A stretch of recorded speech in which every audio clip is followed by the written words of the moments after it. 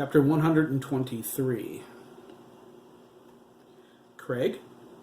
An unfamiliar voice called into the darkness. Can you hear me? Craig moaned as he sat up, holding his forehead. Why would anyone want to wake me up? I was having the most beautiful dream. A hand reached under his arm and helped him stand. Slowly, hunched over, he opened his eyes. His vision focused on a pair of small feet. He looked at them oddly. Who? He wondered, but then gasped. Craig snapped his head up into the shining green eyes of a boy whose picture he saw at his grandmother's house thousands of times.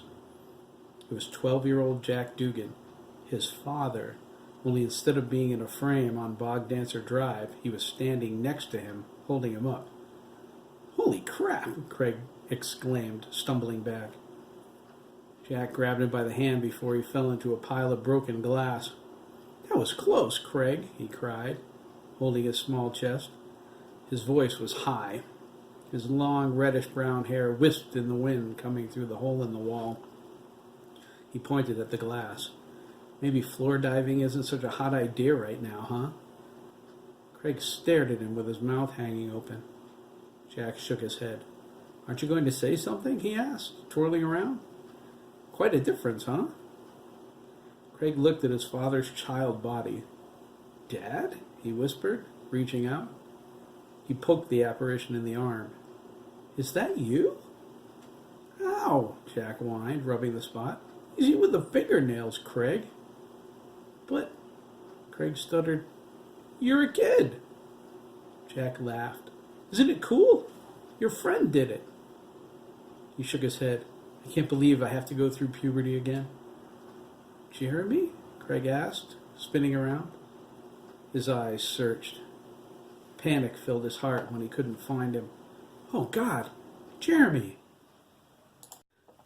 Craig moved, intending to run outside. Jack grabbed him by the arm. Wait, you bonehead, he cried. Craig glared at him. Are you nuts? Do you know what they want him to do? I know, Jack replied. I saw them in his mind, too. They were pretty mad he was helping me. We've got to get to him, kid, but not without putting on some clothes first. Who are you calling kid? Craig snapped. By the looks of it, I'm older than you now. You are, Jack exclaimed. I'm 12 again. Don't you get it? I'm Jack before Hiram, before the war. It's the only way Jeremy could completely heal me. He took it all away, but that's not important now. We need clothes, and we need what I've got upstairs if we're going to stop them. The gun? Craig asked, remembering the M4 carbine rifle that he and Jeremy discovered. The hand grenades? I knew you had your nose in my stuff, Jack smiled. So the rifle and the grenades were all you found? There's more? Craig asked. His mind tried to absorb the insanity facing him. Jack ran over to the attic's folding stairs and reached up for the string. He frowned.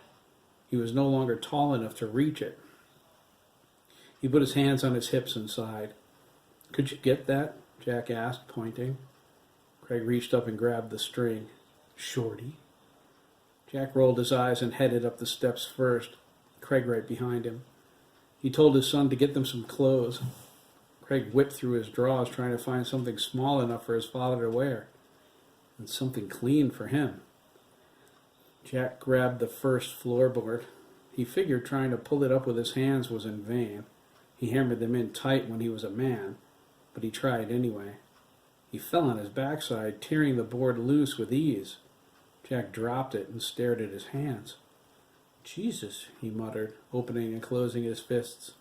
He felt the strength in his grip. I'm still strong? What? Craig asked, sizing up a pair of his old jeans. Jack shook his head. It's nothing, he replied nervously. He reached forward and yanked up the next floorboard. It came loose just as easily. Get the clothes. We need to get moving. Good God, Jack thought. What the heck did that kid do to me? Craig threw the pants at his father. Jack reached back and snatched them out of the air without looking. Craig managed a half smile. Good catch. Jack pulled the jeans in front of his face. He stared at them, his eyes wide, and his mouth hanging open.